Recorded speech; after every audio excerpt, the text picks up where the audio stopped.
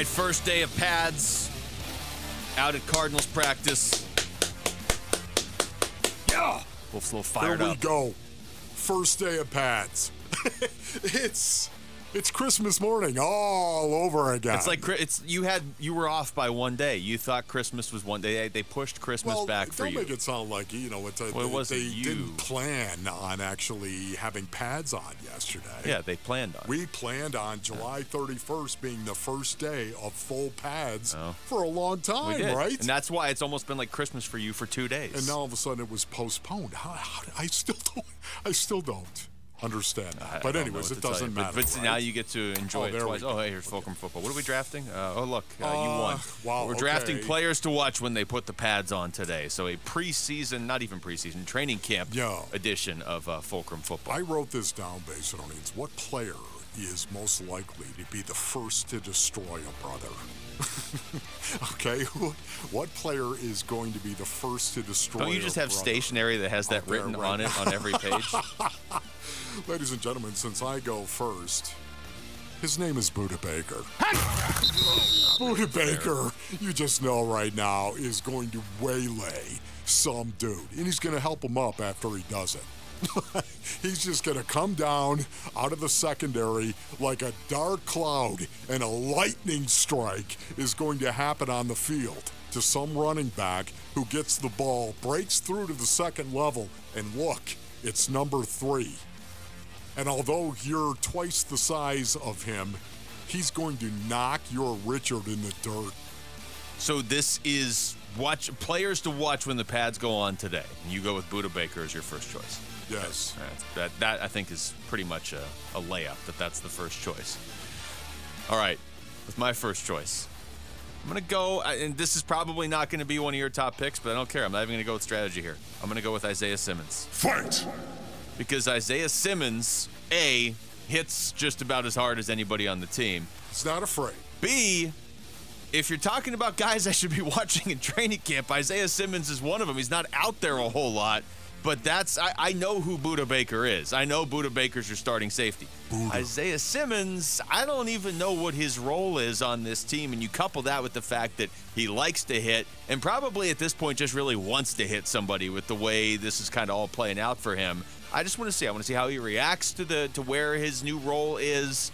I'm watching Isaiah Simmons. Okay, I love that. I love the optimism right there. I'm not even sure if it's optimism. I think it's more just curiosity. Yeah, okay, good. I like that. The curious Luke Lipinski. Okay, let's see. I'm gonna go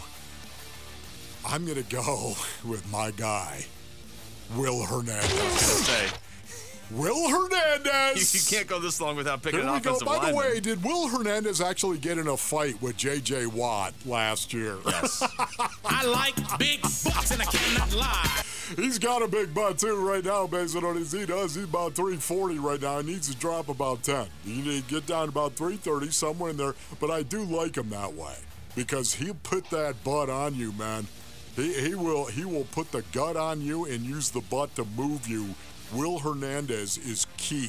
You want to run some power schemes, you want to run some zone schemes, you're going to need Will Hernandez at right guard to set the tone for everybody else. That's my guy, Will Hernandez. Ball out! All right, so I'm going to use some logic here to anybody that has played fantasy football, so I'm speaking to everybody on the planet except the person sitting right next to me, Ron Wolfley. You know what it's like when you need like a running back and a running back goes in the draft and you don't pick for like 10 more picks, like there's going to be a run on running backs, I'm not going to get one, or receivers or whatever. With Wolf, you've started your own run on offensive linemen, so if I want one, I better take one. I'll go with Paris Johnson Jr. I predict I rearrange his face. Boy, wouldn't that be great if Paris Johnson Jr. had that mentality right there. I'm going to rearrange his face. That's what I'm going to do. Paris Johnson Jr., why do you feel that way, Luke? Because he's still an unknown. I'm doing this based off curiosity. This is who am I watching at camp?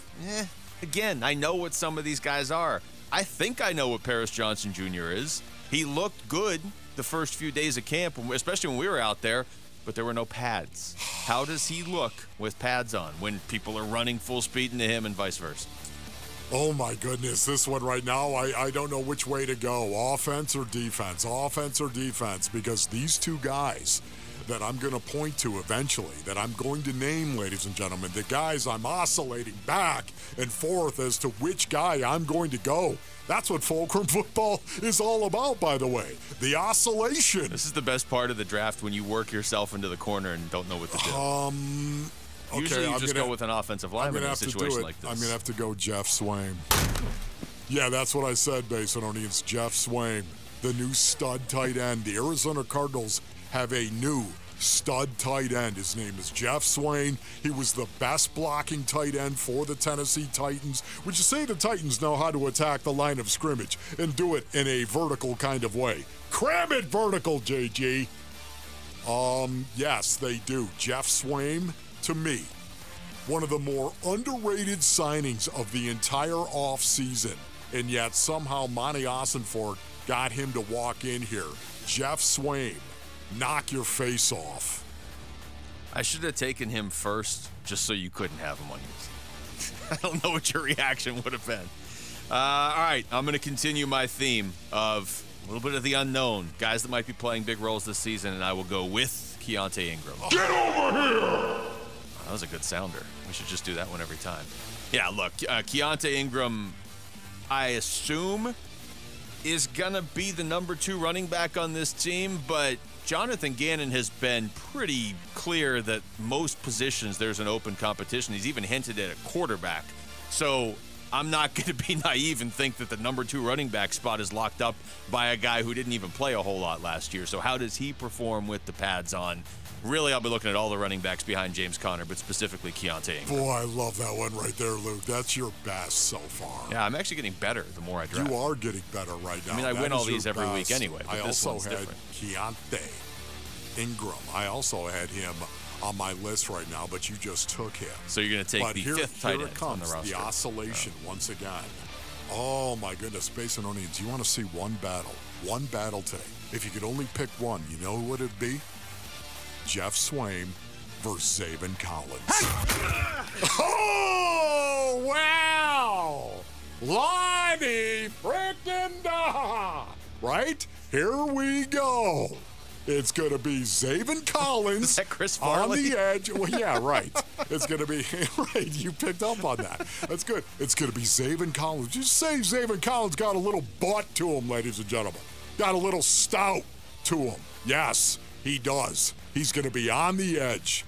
Would you say setting the edge, especially when you run the defense a lot of the time that JG and Nick Rawlis run, where they cover the 3 interior offensive linemen, and then your edge players are critical to do one thing, set the edge. It's going to be Jeff Swaim coming off the ball to remove him from the edge, and Zaven Collins trying to set the edge. Well, I think we all see the conflict that's inherent in that. If you could watch one battle today, watch that one. Zaven Collins versus Jeff Swaim. I hesitate to say this, but what if there was the Oklahoma drill between Zaven Collins and Jeff Swaim? Well, they're not going to call it the Oklahoma drill. But it's going to kind of be But there's going to be one-on-ones today. Yeah. There will be one-on-ones today, and they'll take a tight end, and they're going to line somebody like a Zaven Collins up and say, have at it, boys. So this is the closest you're going to get to the Oklahoma drill. This is the closest you're going to get to the Oklahoma drill. And, of course, you're going to have to be able to watch that in team. I'll miss the individual, and that's where they do the one-on-one work. So I'll miss the individual, but I'm running out there after this show, Basinonians, and I'm going to see the team period. And that's also where it will happen. Full pads, day one. Set the edge, Zaven. People demanding from Zaven Collins. Set the edge.